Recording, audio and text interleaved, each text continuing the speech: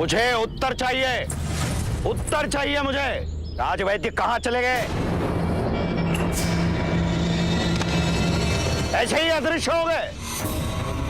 बताओ मुझे, राजवैद्य को अंतिम समय किसने देखा था और किसके साथ देखा था?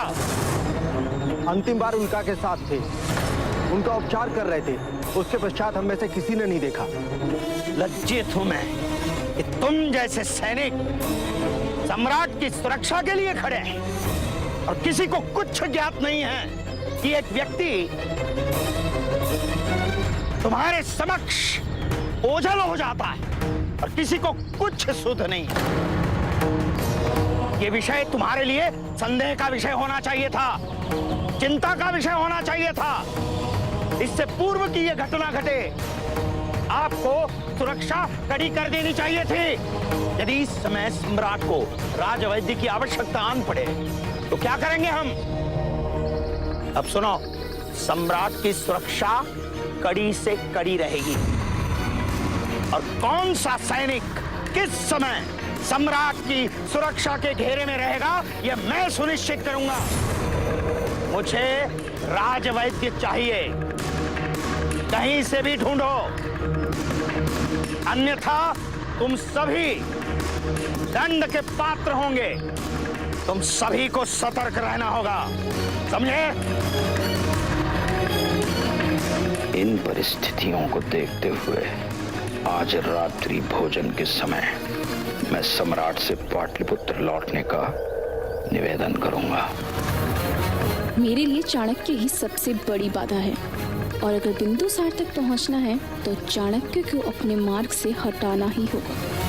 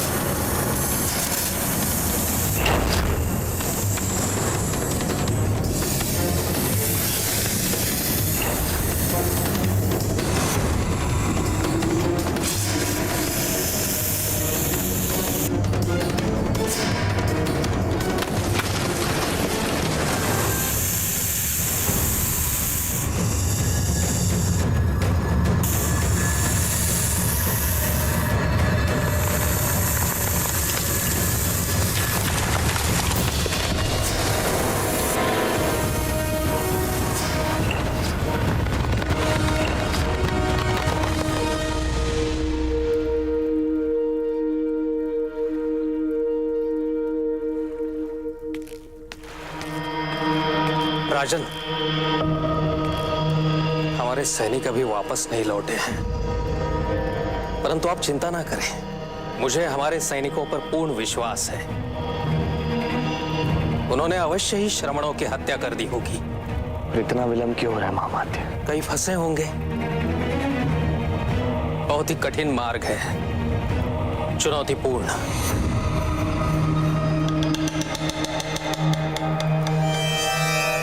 ये यहां भी नहीं है। अशोक अपने कक्ष में है। मैंने उनको सुबह से कहीं नहीं देखा। परिवार के सारे सदस्यों को अशोक के कक्ष के बाहर लेकर उपस्थित। शीघ्र। जी राजन। प्रभारी राजा चाहते हैं कि आप सभी राजकुमार अशोक के कक्ष के बाहर सम्मिलित हो।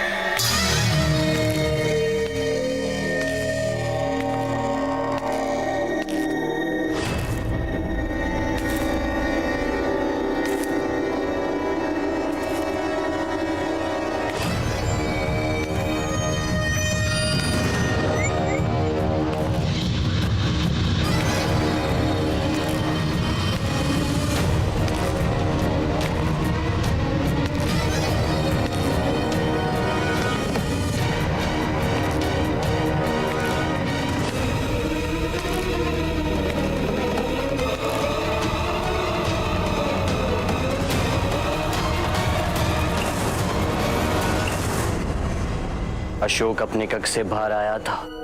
नहीं, हम यही खड़े थे।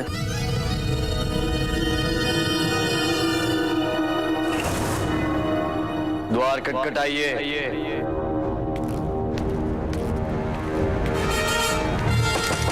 द्वार खोलिए, राजकुमार अशोक। द्वार खोलिए, राजकुमार अशोक। द्वार खोलिए, राजकुमार अशोक।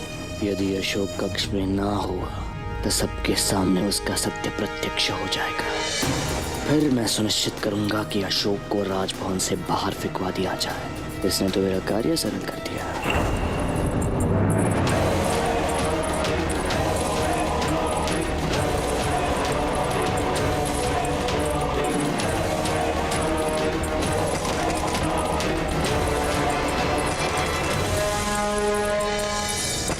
द्वार खोलिए, राजकुमार अशोक।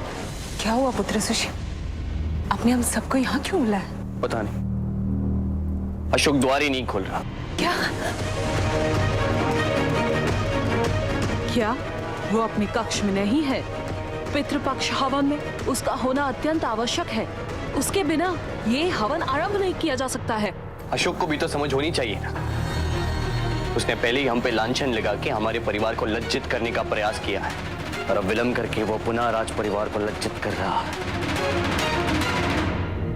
यदि इस बार वो हवन के समय में यहाँ से भाग निकला है तो मैं ये बिल्कुल सहन नहीं करूंगा।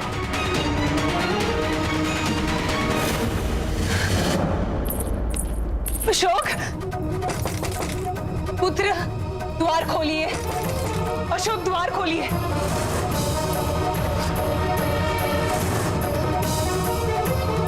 अशोक,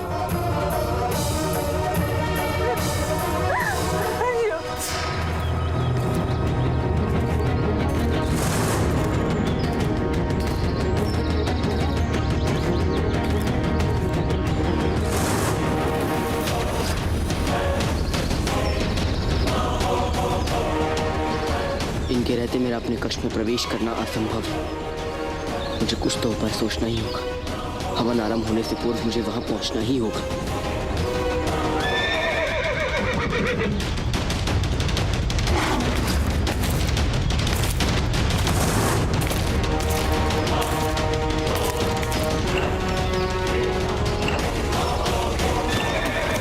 अरे क्या करो, अश्व अनियंत्रित हो गए हैं।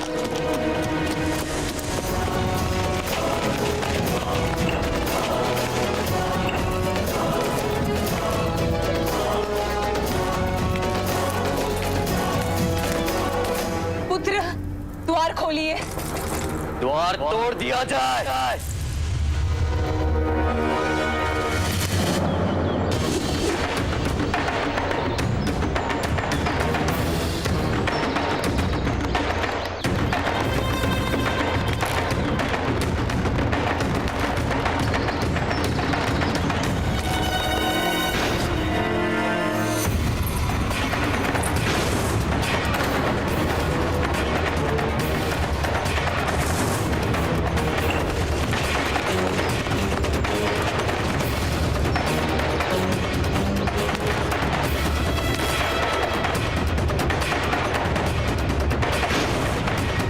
हे ईश्वर, अशोक अपने कक्ष में ना हो तभी आनंद आएगा।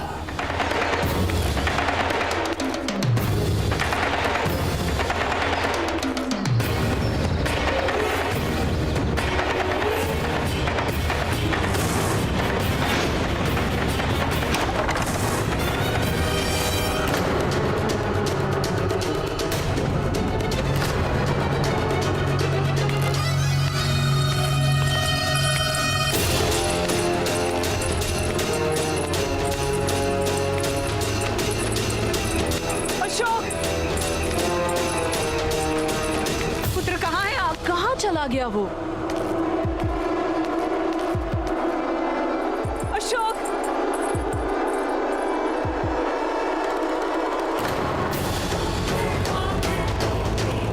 अशोक, पुत्र अशोक, अशोक,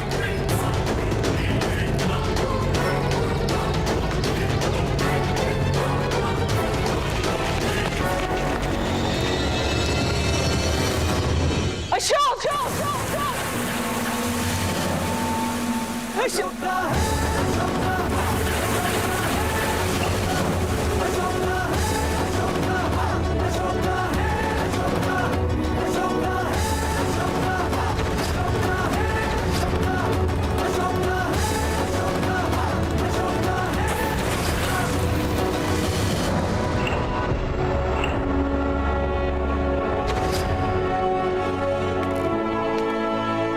क्या हुआ माँ?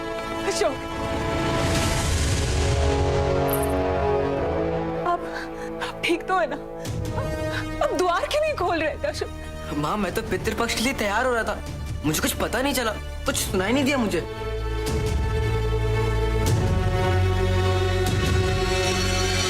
भ्राता, आप इतने चिंतित क्यों हैं?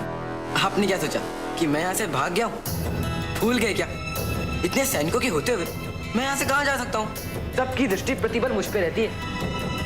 नहीं, मैं बस तुम्हारे लिए चिंतित था।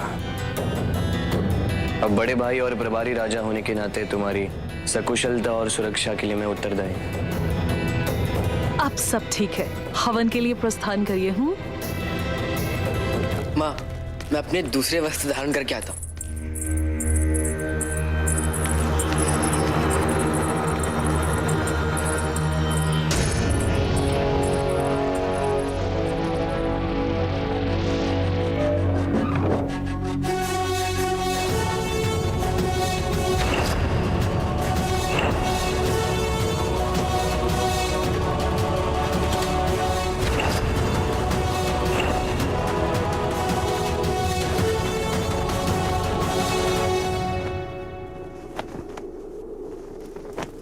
ओम विष्णवे स्वाहा, ओम विष्णवे स्वाहा।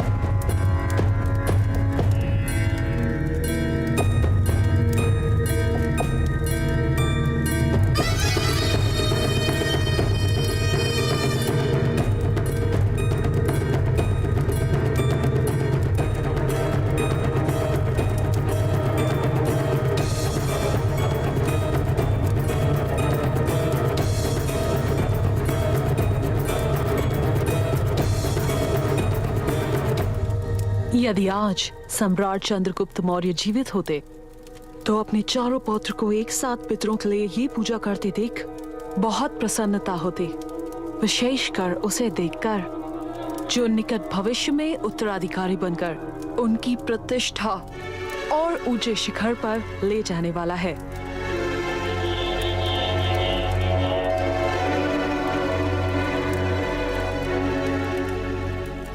पितामह सम्राट चंद्रगुप्त मौर्य, आज पहली बार मैं पितृपक्ष की पूजा कर रहा हूँ और मुझे आज पुनः इस बात का आभास हो रहा है कि हम सभी भाइयों पर इतना बड़ा दायित्व है।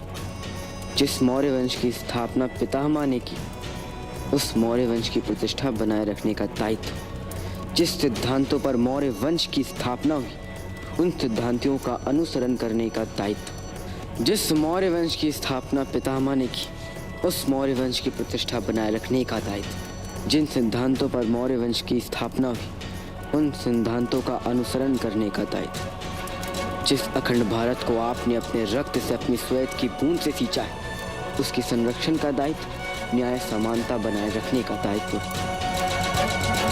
यज्ञ संपन्न हुआ। अब आप लोग हाथ जोड़कर अपने पितरों से प्रार्थना करें। यदि इस पूजा में आपकी ओर से किसी प्रकार की कोई कमी रह गई हो, किसी प्रकार का दोष उत्पन्न हुआ हो, तो वो आप लोगों को क्षमा कर दें।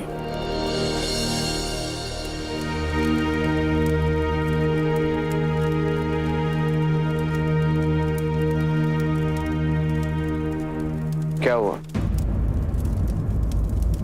वो मेरे मांसपेशी में पीड़ा हुई थी, पर अब ठीक है।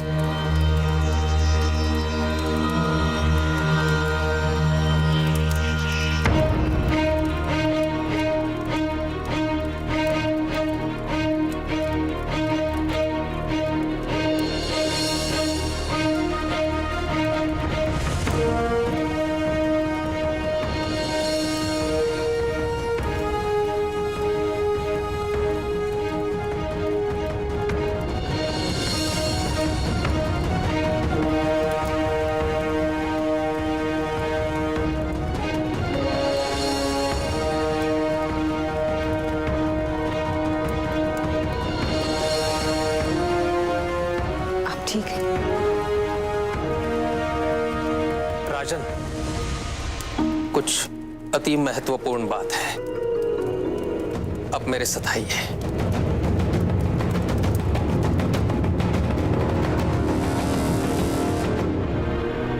सम्राट, मैं आपकी सुरक्षा को लेकर अत्यंत चिंतित हूं। मैं जानता हूं आचार्य कि आपकी चिंता का विषय उल्का है, किंतु विश्वास कीजिए आचार्य, यदि वो मुझे हानि पहुंचाना चाहती है तो मुझे वृश्चिक से क्यों बचाती?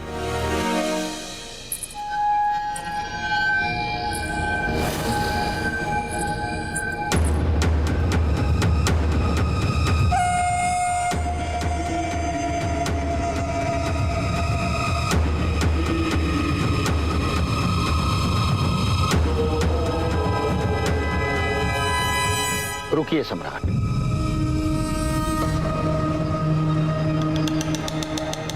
आस्वादक,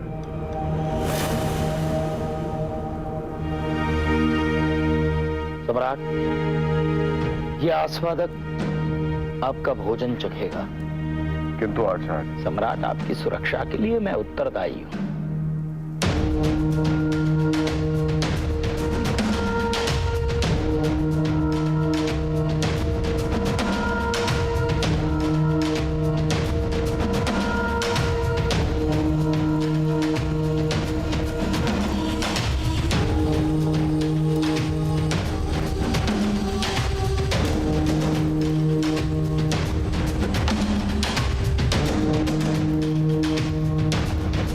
ये भोजन सम्राट के सेवन हेतु सुरक्षित है।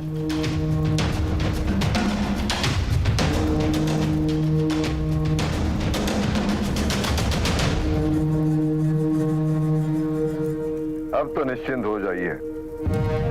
आपको चिंतित देखता हूं तो अच्छा नहीं लगता आचार्य।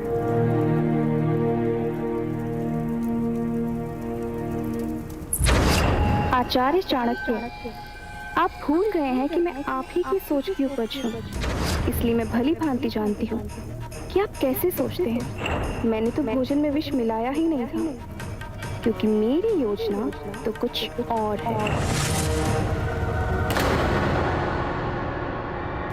एक अकेला व्यक्ति बौद्ध श्रमणों को बचा लेता है और तुम सब अपना पराजय स्वीकार करके वहां से भाग जाते हो। वो कौन था ये तो पता करते। मैंने उससे पूछा कि वो कौन है। उसने कहा अग्रदूत।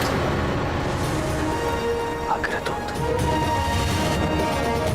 पर एक क्षण को जब उसका मुखावरण हटा तो मुझे उसकी एक झलक दिखी और मुझे संदेह है कि वो और कोई नहीं बल्कि राजकुमार अशोक है। Ashok.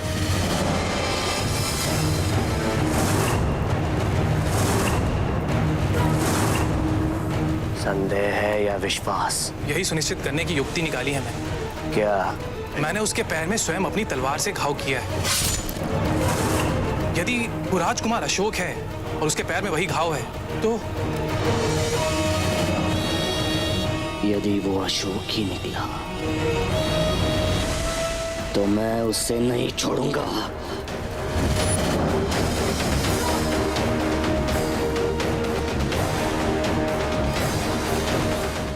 For more updates, log on to colorstv.in.com. Like us on facebook.com/colorstv. Follow us on twitter.com/colorstv. For more updates, log on to colorstv.in.com. Like us on facebook.com/colorstv. Follow us on twitter.com/colorstv. For more updates, log on to colorstv.in.com. Like us on facebook.com/colorstv. Follow us on twitter.com/colorstv.